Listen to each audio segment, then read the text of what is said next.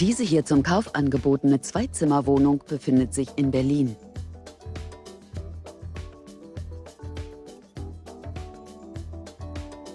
(1972) wurde das Appartementhaus erbaut. Die Wohnung verfügt über ein Badezimmer und ein Schlafzimmer. Die Etagenwohnung bietet eine Wohnfläche von 65 Quadratmetern.